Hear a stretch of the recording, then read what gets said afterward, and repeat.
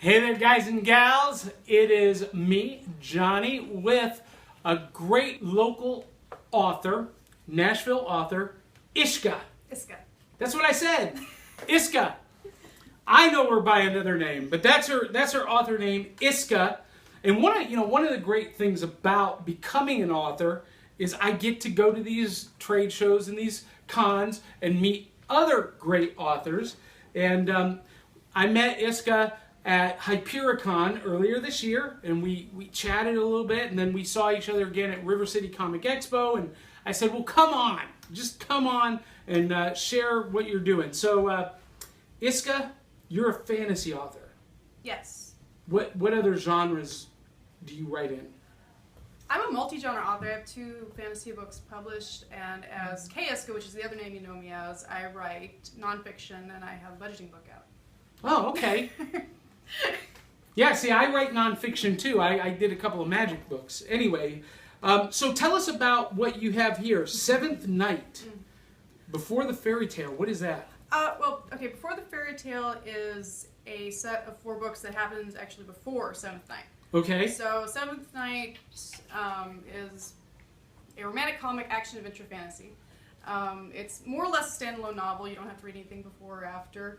But I like the main characters and I want to play more with them, so I did kind of backstories of their teenage such youthful years, and the first one... We've got a regular Harper Lee here. The first one is called The Girl with No Name. So you have a set of 4, they're all before the fairy tale because they happened before the book, and then Girl with No Name. The second one's Horse Feathers, and the cover artist just finished up his job. My editor's still working on her job. And then the third one is actually out as a free-to-read right now. I've done them all as serials online, but the third one, unlike the first 2 you could read them and spoilers were not a problem. The third one, please don't read the third one before you read the novel, so it'll completely ruin it for you. So read them in order. Well, you can read them out of order until you get to number 3. Then you got to read everything in order before 3. Yes, or at least Seventh Night before 3. Does it make sense? The 4 before the fairy tale books are more or less happening, kind of, sort of in the same time period. So they're not exactly at the same time, but they overlap. Just different, characters. Now, let me ask you: do you self-publish or do you have a publisher? Small press. Amoeba Inc. is a small press. So. Okay. So this isn't Iscah just putting it out there on Create Space, which there's nothing wrong with that, but there is a little bit more behind it than that. There is a publisher behind it, and this is your budgeting book. Yes. Living Single on Minimum Wage: How to Live Well When You're Barely Getting By. Okay, so what's the story behind this? I started thinking about that one in college. I had a part-time job and was mostly living off my part-time job at about $400 some odd a month, and it was only a few month period. But I was listening to Dave Ramsey at the time, and I liked Dave Ramsey. But I remember sitting in the car, and this millionaire called in, and he was so worried and distraught because he didn't know how to invest his million. I just remember my eyes glazing over and completely disconnecting. So I'm like, I need to write something specifically for people who don't already have tons of money, and kind of cut it down, because when you're making minimum wage, investing is not your main concern. Day-to-day living is your main concern. So, cut out all the extraneous stuff and kind of get down to a really basic budgeting book. I've always said, all my life, that no matter how much money you earn or don't earn, you can learn to make it work for you. And that's what this book is about, right? Pretty much. I mean, I think there is a point at which you definitely need help, and that's actually one of the chapters, is when you hit that point of needing help, learning to ask for help. And I saw social networking and, being a gracious receiver is one of the chapters. So, yeah, it's definitely there, and we help. You've got recipes?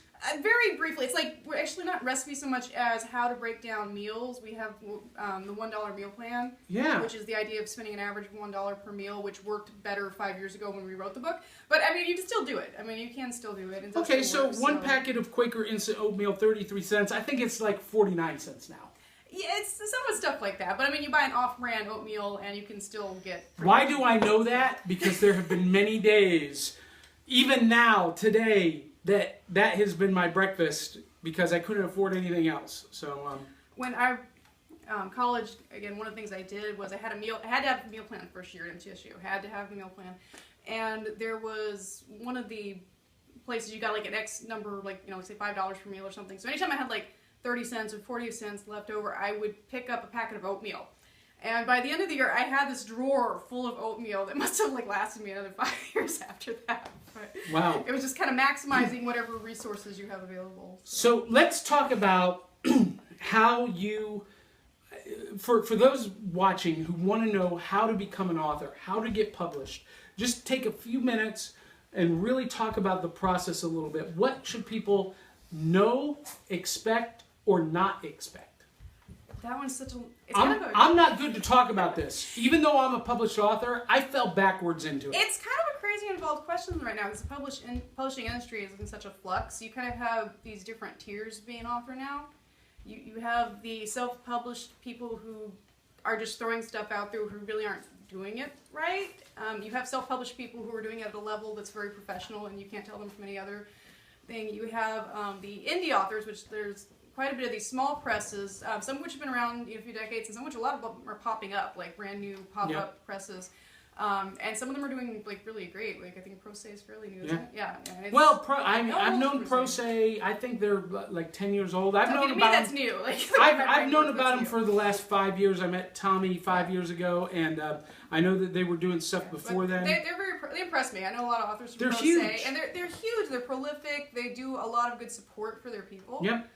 Tommy's the one who got me into River City. River City. Yep. It's my second year doing River City, and that was a lot of fun. I'll tell you what Pro Se does that nobody else that I know of does. He doesn't look at competing publishers as competition. He looks at them as his community. Like at River City, part of the Pulp Arc tract was another pulp publisher, Airship 27. A direct competitor of Pro Se, but they're good friends, and they realize that they are part of the same community. And if one does well, the other does well, and if everybody does well, even the smallest boat floats up to the top. Absolutely. I mean, the networking thing is something that I'm kind of navigating as an incredibly introverted person who doesn't naturally get out in their network, but it's so vital, I think, particularly if you're in the independent side of things. I mean, it's good at any level of publishing, but I think particularly if you're independent or you're self-publishing, you need to network the heck out of things. So did your publisher come to you, or did you go to them? Okay, this is a small press, and I actually own this small press, so it's okay. It's one of those. I get into a tomato situation, but I always try to push people away from calling it self-publishing because I do publish other people. I have a lot of artists who I put out. Well, yeah, you're not self-published. You have your own publishing it's incorporated. company. I respond to the IRS. I have other artists. We're about to put out our first anthology, hopefully. Well, it'll be next year. Okay, so talk about it from the perspective of you, the small press. Do you go out and seek writers, or do they come to you? How does that process work? See, again, I'm like in a really weird position because it's really a content company. Like I'm pushing towards multimedia content, so publishing is part of what I do and part of what I'm trying to do. But I do a lot of things under this kind of glob of Amoeba Inc. So my company's a really weird example. Pro Se is probably a better example of how most publishers act and interact. Now with the anthology, which is I guess my first time of actually kind of opening, like, hey, all come here. We opened stuff up on Submittable, and we got a lot of just kind of put it out through whatever networks we had. I went on LinkedIn and I advertised on some stuff on LinkedIn. I can't think of the name of it. There's a website that specifically lists like anthologies and sort of open call for publishing, and we've somehow gotten on there, and so that was kind of a mass of people submitting things and having to do the sort of acquisitions, editors things. So from that experience, I think the biggest thing is whatever publisher you're looking at, follow the rules for submissions, for pity's sake, because people do odd things, and so we had very specific rules for submissions, and people would, try to email us instead of going through Submittable, or they would try to Twitter us, or they would, get into odd arguments about things that were not important to getting them into the book. And so, I mean, it was kind of a fun, bumpy road. I wrote a post about it, and then I haven't actually put it out there. But all right, I'm going to back up a little bit and answer the first question, which was, you know, how do you get stuff out there? How do you write? First, I'll write. You can find lots of great support networks on the internet. Fiction Press is one of the sites that I've been involved in. There's forums on Fiction Press. You can get, you know, beta readers. You can get feedback on stuff. Meetup groups. Yes. Nashville Writers Meetup is this huge thing in this area. Are you familiar with Nashville Writers? I'm a member of the Meetup group. Yeah. I've never been. Oh, okay. We should show up sometime. They always do it on Tuesday and Thursday nights. I have a Friday night meetup. Oh, do you? Yes, I do. See, Friday night I'm out doing gigs. I'm singing, dancing. You're just too busy. I really am very busy. But you actually, maybe if you were free Friday night, you come be our speaker. Because our Friday night group is our marketing group. We only have one marketing group. The rest are kind of focused on writing, and there's some discussion groups and everything. But that's our marketing discussion group, is once a month on Friday. So, I mean, find, you know, some kind of network, be it amateur or professional, and start, you know, the more professionals you can contact, the better. Conventions was a great place for me to start learning about how the industry worked, particularly when I was in high school, because I could go and listen to professional authors and hear their stories about how to get into it. And there's really multiple tracks. Like a lot of them, you know, they submit stuff, and they submit stuff, and they submit 100 different queries until finally something sticks. And then some of them, they just talk to people, and they know somebody who knows somebody who knows somebody. Some of them have gone through anthologies. They start off with the anthologies. And I learned a dirty little secret about the community of writers. Even, like, celebrity authors, most of them still have day jobs. Yeah. A lot, I mean, they're just regular people, and unlike, you know, these popcorn celebrities, TV celebrities, radio celebrities, whatever, you can actually go and talk and form a relationship with writers and authors. Even some of the big celebs. Right. Yeah. So do it. Yeah, I mean, I'm missing Aaron Alston. He died this past year, but he was somebody who I knew through the Star Wars circles, and I can't say like I was his best friend, because I mean definitely wasn't that, but he was really good at, like, a couple times I would say things, he'd be like, no, this is the way professionals do. I'm like, okay, yeah. So, you know, having those mentors and having people who are willing to kind of, well, you know, I think and he was so classy. Like, he was such a classy guy. He's funny, but he's classy. So. Well, very cool. So, hey, before we leave, you said you were into a couple of different things. You're a graphic designer. Yes. And you got a T-shirt with you. What's the story on this? Oh, I grabbed the only T-shirt that I actually had, which is not my most impressive design, but this was one of the only ones I had in my so closet. out-geek you. That's funny, though. That's funny. Yeah, so... So can you out-geek I can probably me? I don't know if I could out-geek you. I could probably out-geek the average person, but you might have out-geeked me on certain points.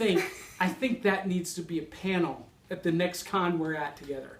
Oh, Mid-South Con. Guys, I just submitted my application. Add that to my submission. Me and Iscah will host Can We Out-Geek You? We'll come up with a name, but we'll do like a little game show. Okay, you have to get me into Mid-South Con, because I haven't actually... Yeah, well, we'll help you with that. They're my buds. They're awesome guys. So anyway, thanks for coming on. Thank you. And how can people get your books? Pretty much any bookstore, anywhere. I mean, Amazon, I've got good distribution, so... Barnes & Noble. Yeah, I mean, I can't promise it'll be on the shelf, but they can definitely order it. Yes. Yep. Okay. Cool deal. I try to do a lot of conventions. This weekend I'm doing Made in Nashville, which is obviously in Nashville at the Parthenon. Yeah. And this particular event, they're raising money for the Epilepsy Foundation. So last year was literacy, now it's epilepsy. Yeah, this is going to be a great event. I wish I could be there, but I got to be out of town. Yeah. Robert mentioned it. Well, no, I take it back. I could see out of family stuff, so you might not be there. But we have a lot of other great authors who are going to be at this one. Yeah, and it's 11 a.m. to 7 p.m. Mm-hmm. And is it free? Yeah, it's a free event. It's a free event, so you just show up and walk around and, you know, buy stuff from the vendors and donate money if you want to. And it's all local Nashville merchandise and related stuff. Yeah, so that's going on this next weekend. The weekend, I just, like, today got an invite to potentially be at the Wizard World Comic Con that's happening end of the month, so I might be there. Very cool. It hasn't completely 100%, but I got the invite today, so it's a good chance. And then GMX, that will probably be at GMX. Awesome, awesome, very cool. Well, so check out Iscah's work. You can find it on Amazon, Barnes & Noble, better bookstores, wherever they sell, first day with my new tongue, wherever they sell finer books. And thank you for joining us.